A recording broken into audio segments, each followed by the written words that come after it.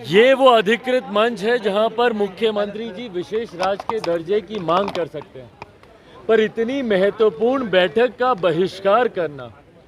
बहिष्कार करने की एक परंपरा शुरू हो गई। नीति आयोग की बैठक भी एक ऐसा ही मंच है जहां पर आप आकर आप चर्चा कर सकते हैं, विचार विमर्श कर सकते हैं।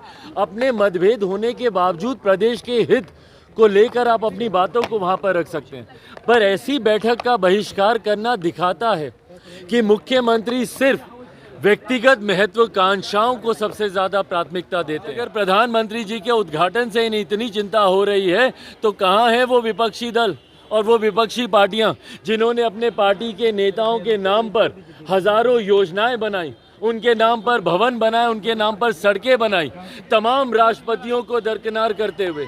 भाई मुख्यमंत्री नीतीश जी प्रधानमंत्री का विरोध करते करते वो बिहार और बिहारियों का विरोध करने लग गए हैं। नीति आयोग की एक महत्वपूर्ण बैठक जहां पर जाकर मुख्यमंत्री जी बिहार और बिहारियों के लिए तमाम तरीके की सुविधाओं, व्यवस्थाओं और केंद्र सरकार और बिहार सरकार के तालमेल को लेकर तमाम तरीके के प्रस्तावों को वहां पर रख सकते थे। बार बार मुख्यमंत्री चुनाव जब आते हैं तो ये झुनझुना दिखाते हैं विशेष राज्य के दर्जे की मांग का। ये वो अधिकृत मंच है जहां पर मुख्यमंत्री जी विशेष राज्य के दर्जे की मांग कर सकते हैं, पर इतनी महत्वपूर्ण बैठक का बहिष्कार करने की एक परंपरा शुरू हो गई, जो कि भारतीय लोकतंत्र के लिए कहीं से उचित नहीं है। भारतीय लोकतंत्र की खूबसूरती ही यही रही है कि सत्ता पक्ष विपक्ष अपने तमाम मतभेदों के बावजूद जब देश और प्रदेश की बात आती है तो एक साथ एक मंच पर आकर चर्चा करते हैं, विचार विमर्श करते हैं। नीति आयोग की बैठक भी एक ऐसा ही मंच है जहां पर आप आकर आप चर्चा कर सकते हैं, विचार विमर्श कर सकते हैं। अपने मतभेद होने के बावजूद प्रदेश के हित को लेकर आप अपनी बातों को वहां पर रख सकते हैं, पर ऐसी बैठक का बहिष्कार करना दिखाता है कि मुख्यमंत्री सिर्फ व्यक्तिगत महत्वाकांक्षाओं को सबसे ज्यादा प्राथमिकता देते हैं। अगर उनका व्यक्तिगत द्वेष किसी से है तो वो द्वेष इतना बड़ा हो जाता है कि वो बिहार और बिहारियों के सरोकार के लिए भी ऐसी बैठकों में जाना जरूरी नहीं समझते। लोक जनशक्ति पार्टी रामविलास पूरी तरीके से निंदा करती है मुख्यमंत्री जी की इस बैठक में नहीं जाना। इस बैठक में जाने से संभवतः कई लाभ बिहार और बिहारियों को मिल सकते थे, जो मुख्यमंत्री जी ने अपने अहंकार और अपनी व्यक्तिगत महत्वाकांक्षाओं की देन चढ़ाना ज्यादा जरूरी समझा। भाई किस बात का बहिष्कार हो रहा है, समझ के परे है किस बात का बहिष्कार कर रहे हैं और ये बहस ही क्यों हो रही है। भाई एक नए पड़ाव की ओर भारतीय राजनीति बढ़ने का काम कर रही है। भारत को एक नई संसद मिलने जा रही है और लंबे समय से इसकी मांग की जा रही थी, और ये मांग भैया कोई भाजपा कर रही हो या एनडीए कर रही हो नहीं हो रहा।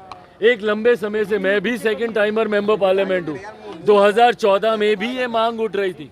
मेरे नेता, मेरे पिता आदरणीय रामविलास पासवान जी 6 प्रधानमंत्रियों के साथ बतौर केंद्रीय मंत्री काम कर चुके हैं। उस वक्त भी लंबे समय से ये मांग उठ रही थी। यूपीए की सरकार में भी ये मांग उठी है कि मौजूदा संसद में संभव नहीं है भैया आधुनिक प्रणालियों को धरातल पर उतारना। ऐसे में एक नई संसद की जरूरत थी, और उसके बाद आज आप विरोध कर रहे हैं भैया जब नई संसद आपको मिलने जा रही है। एक आधुनिक तौर तरीके से आज नए भारत को एक नई संसद जब मिलने जा रही है तो विरोध किस बात का कर रहे हैं भाई। आप एक व्यक्ति विशेष का विरोध करते करते आप संस्थाओं का विरोध करने लग जाते हैं। कुमार कह रहे हैं कि नए और एक सेकंड, नीतीश कुमार जी क्या बोलेंगे भैया? नए भवन का निर्माण करना आवश्यकता नहीं था, उसी को विस्तारित किया जाए। आज अभी थोड़ी देर पहले हम ट्वीट किए हैं, आज नीतीश कुमार जी को याद आ रहा है ये, और जब खुद ये विधान मंडल का जब ये करने गए थे विस्तारीकरण का, जब ये खुद उसका उद्घाटन करने गए थे तो उस वक्त क्यों राज्यपाल को भूल गए थे? उस वक्त महामहिम राज्यपाल नीतीश कुमार जी को याद नहीं आए थे? 2016 में किए थे ना ये विधानमंडल का उद्घाटन, और अगर मुझे तारीख ठीक से याद है तो 19 नवंबर की वो तारीख थी। उस वक्त कहाँ गए थे महामहिम राज्यपाल? और मुझे बताएं, देश की जितनी विपक्षी दल हैं, विपक्षी पार्टियां हैं, या तो वो स्वीकार करें कि उन सब ने भी गलतियां की हैं। आज अगर प्रधानमंत्री जी के उद्घाटन से इन्हें इतनी चिंता हो रही है, तो कहाँ है वो विपक्षी दल और वो विपक्षी पार्टियां जिन्होंने अपने पार्टी के नेताओं के नाम पर हजारों योजनाएं बनाई, उनके नाम पर भवन बनाए, उनके नाम पर सड़कें बनाई, तमाम राष्ट्रपतियों को दरकिनार करते हुए। या तो वो स्वीकार करें कि तब उनसे गलती हुई थी, इसीलिए आज गलती हो रही है, और या फिर जो परंपरा चलती आ रही है, भाई कहाँ पे लिखा है। और आज की तारीख में जब आपको सकारात्मक ऊर्जाएं देने की जरूरत है, नकारात्मक राजनीति कब तक विपक्ष करेगा भैया।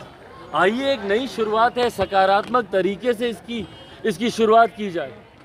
भाई एक नई संसद मिलना एक बड़ा पड़ाव है भारतीय राजनीति में।